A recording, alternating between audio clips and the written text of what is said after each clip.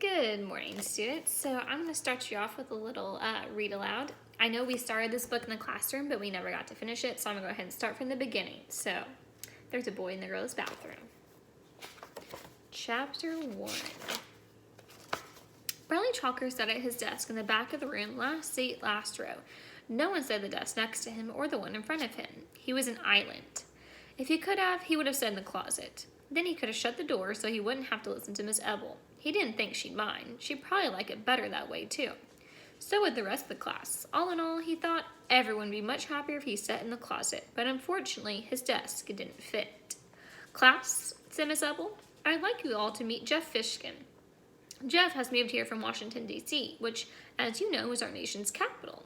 Bradley looked up at the new kid who was standing at the front of the room next to Miss Ebel. Why don't you tell the class a little bit about yourself, Jeff? Urged Miss Ebel. The new kid shrugged. There's no reason to be shy, said Miss Ebel. The new kid mumbled something, but Bradley couldn't hear what it was. Have you ever been to the White House, Jeff? Asked Miss Ebel. I'm sure the class would be very interested to hear about that. No, I've never been there, the new kid said very quickly as he shook his head.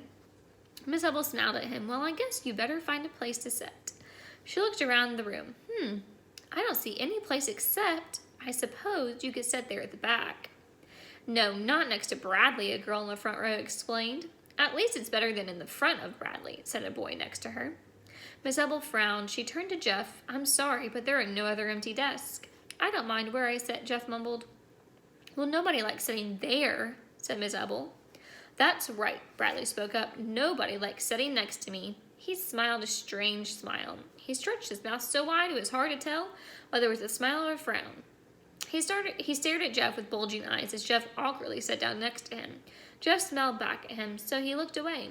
As Miss Ebel began the lesson, Bradley took out a pencil and a piece of paper and scribbled. He scribbled most of the morning, sometimes on the paper, sometimes on his desk. Sometimes he scribbled so hard the pencil broke. Every time that happened, he laughed. Then he taped the broken point to one of the globs of junk in his desk, sharpened his pencil, and scribbled again. His desk was full of little wads of torn paper, pencil points, chewed erasers, and other unrecognizable stuff, all taped together. Miss Ebel handed back a language test. Most of you did very well, she said. I was very pleased. There was 14 A's and the rest were B's. Of course, there was one F. But she shrugged her shoulders. Bradley held up his test for everyone to see and smiled the same distorted smile. As Miss Ebel went over to correct the answers with the class, Bradley took out his pair of scissors and very carefully cut his test paper into tiny squares. When the bell rang for recess, he put his red jacket and walked outside alone. Hey, Bradley, wait up, somebody called after him. Startled, he turned around. Jeff, the new kid, hurried alongside him. Hi, said Jeff. Bradley stared at him in amazement. Jeff smiled. I don't mind sitting next to you, he said. Really? Bradley didn't know what to say. I have been to the White House, Jeff admitted. If you want, I'll tell you all about it. Bradley thought a moment, then said, Give me $1 or I'll spit on you. Chapter 2. There are some kids that you can tell just by looking at them who are good spitters. That is probably the best way to describe Bradley Chalker. He looked like a good spitter.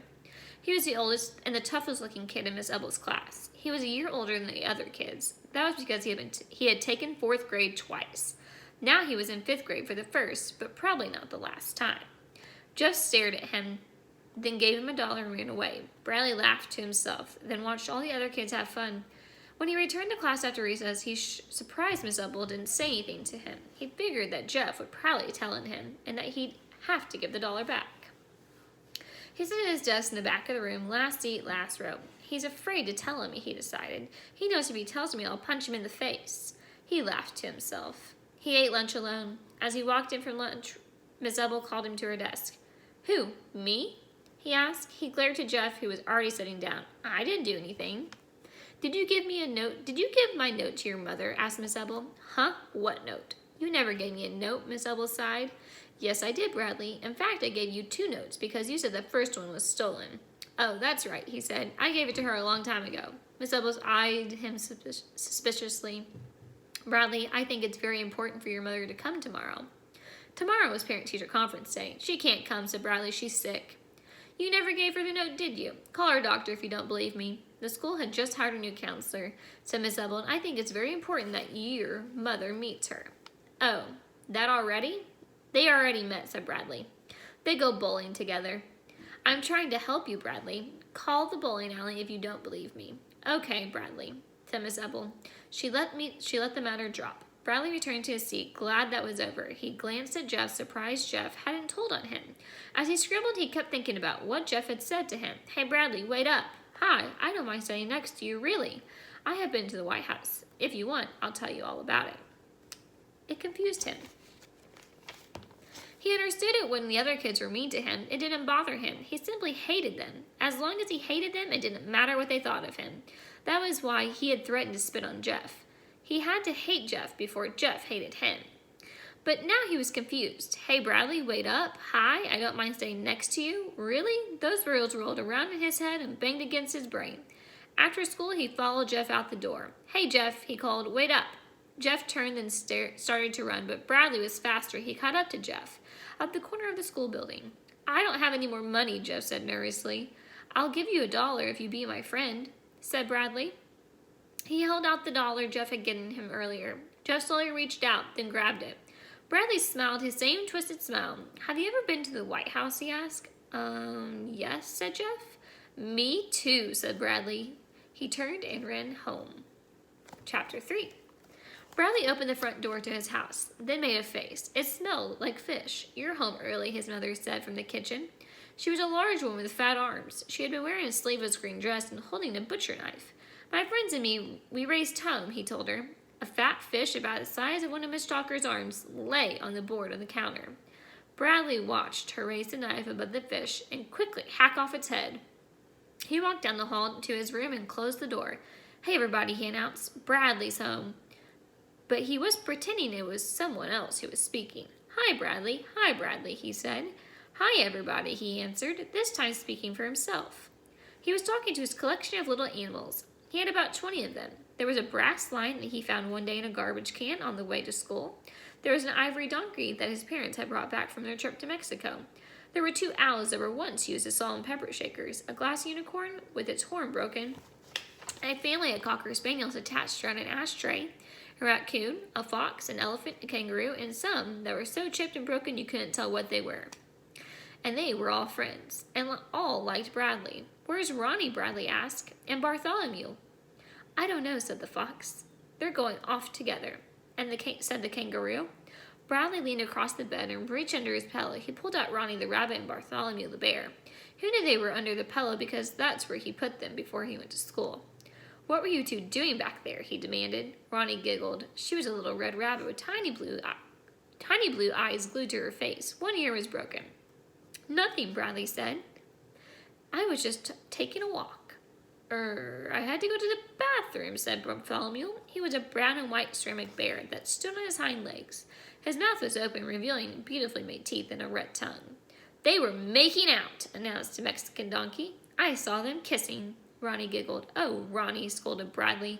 What am I going to do with you? She giggled again. Bradley reached into his pocket and took out a handful of cut-up bits of paper, his language chest. Look, everybody, he said. I brought you some food. He dropped the bits of paper on the bed, then scooped up all of his animals into it. Not so fast, he said. There's plenty for everybody. Thank you, Bradley, said Ronnie. It's delicious. Yeah, it's real good, said Bartholomew. Don't play with your food, the mother cocker spaniel told her 3 children. Pass the salt, said the pepper owl. Pass the pepper, said the salt owl. Let's hear it for Bradley, called the lion. They all cheered, yay, Bradley. Ronnie finished eating, then hopped off by herself, singing doo-dee-doo-dee-dee-doo-doo. Then she said, I think I'll go swimming in the pond. The pond was a purple stain on Bradley's bedspread, where he had once spilled grape juice. Ronnie jumped in the water. Suddenly she cried, Help! I have a cramp! You should have not gone swimming right after eating, Bradley reminded her. Help! I'm drowning! Bartholomew looked up. This sounds like Ronnie, he said. It sounds like she's drowning in the pond. He hurried to the pond to rescue her. Hold on, Ronnie, he shouted. The door in Bradley's room swung open. His sister, Claudia, barged in. She was 4 years older than Bradley. Get out of here, he snapped at her, or I'll punch you in the face. What are you doing, she teased. Talking to your little animal friends, she laughed, showing her braces. It was Claudia who had broken Ronnie's ear. She had stepped on her accidentally. She told Bradley it was his fault for leaving the animals thrown all over the floor. He didn't tell her that Ronnie wasn't on the floor, but lost it in the desert. Instead, he had said, Who cares? It's just a stupid red rabbit. Mom wants you, said Claudia. She told me to get you. What does she want? She wants to talk to you. Tell your animals you'll be right back. I wasn't talking to them, Bradley insisted. What were you doing then? I was arranging them. I was putting them in alphabetical order. It's a project for school. Call my teacher if you don't believe me. Claudia snickered. Although she always made fun of Bradley's animals, she had really felt bad when she stepped on the rabbit. She knew it was Bradley's favorite. She had bought him the bear to make up for it. What do I want a bear for? He said when she gave it to him. Bradley went to the kitchen. The fish, now cut up and covered with onions, was frying on top of the stove. You want me? He asked. How's everything at school? His mother asked. Great. In fact, today I was elected class president. Your grades are all right? Yes, Miss Ebel handed back a language test today, and I got another A. In fact, it was an A+. May I see it? Miss Ebel hung it on the wall next to all my other A tests. Miss Ebel just called, said his mother. His heart fluttered. Why didn't you tell me that? Tomorrow was parent-teacher conference day.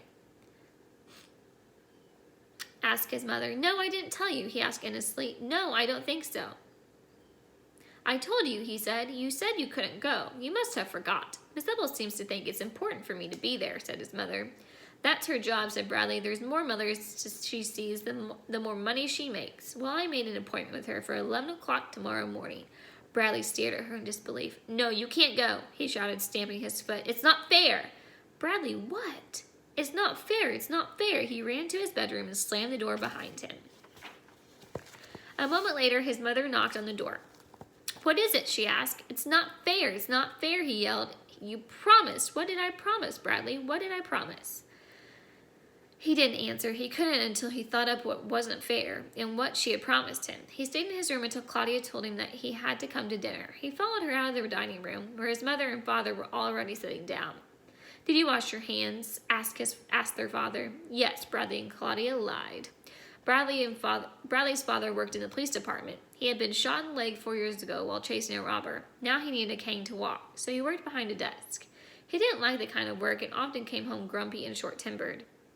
The police never caught the man who shot him. I hate fish, Bradley said as he sat down. So do I, said Claudia. It sticks to my braces and it tastes it for weeks. Brussels sprouts make me throw up, said Bradley. They smell like an old garbage, said Claudia. That's enough, said their father. You'll both eat what's on your plates. Bradley held his nose with one hand while he picked up the Brussels sprouts with the other and put it whole in his mouth. What's all this nonsense about your mother breaking her promise? Asked her father. Bradley was ready. She had promised to take me to the zoo tomorrow, and now she won't. What? Exclaimed his mother. I never said I'd take you to the zoo. She did too, said Bradley. Since there was no school tomorrow, she said she'd take me to the zoo. I didn't even know there was no school tomorrow until his teacher called me this afternoon, his mother protested. You promised, said Bradley. Okay, said his father. Janet, what time is your appointment tomorrow with Bradley's teacher? 11 o'clock. Okay, you can go to your appointment and still have time to take Bradley to the zoo after lunch. But I never said I'd take him to the zoo. You did, accused Bradley, and we have to go in the morning. We have to be at the zoo at 11 o'clock. Claudia snickered. Why do you have to be at the zoo at 11 o'clock? He glared at her, then turned back to his father. Because that's when they feed the lions. Claudia laughed. She promised she'd take me to see them feed the lions at 11 o'clock. Bradley insisted. His mother was flabbergasted. I don't even know when they feed the lions. 11 o'clock, said Bradley. Don't lie to your mother, said his father. Really, said Bradley. They feed the lions at 11 o'clock. I don't tolerate lying, said his father. I'm not lying, said Bradley. Call the zoo if you don't believe me. Don't lie to your mother and don't lie to me. Call the zoo. Your mother said she promised to take me to the zoo. She's lying. Right after she said it, he knew it was a mistake. His father turned purple with rage. Don't ever call your mother a liar. Now go to your room. Just call the zoo, Bradley pleaded. Maybe I did tell him I'd take him to the zoo, said his mother. See, said Bradley. Keep it up, Bradley, said his father. Keep it up. You want to be a criminal when you grow up? You want to spend your life in jail? I see people like you every day at the police station. Just keep it up. Bradley stared angrily at his father. Now, not all criminals go to jail, he asserted. What about the man who shot you? I said, go to your room. Bradley stood up from the table. I didn't want to eat this junk anyway. He stopped down the hall into the room and slammed the door. Then he opened it and shouted, call the zoo, one last time. Then slammed it again. He lay on his bed and cried. Don't cry, Bradley, said Ronnie. Everything will be all right. You'll think of something, Bradley, said Bartholomew. You always do. You're the smartest kid in the world. And that is the end of chapter 3.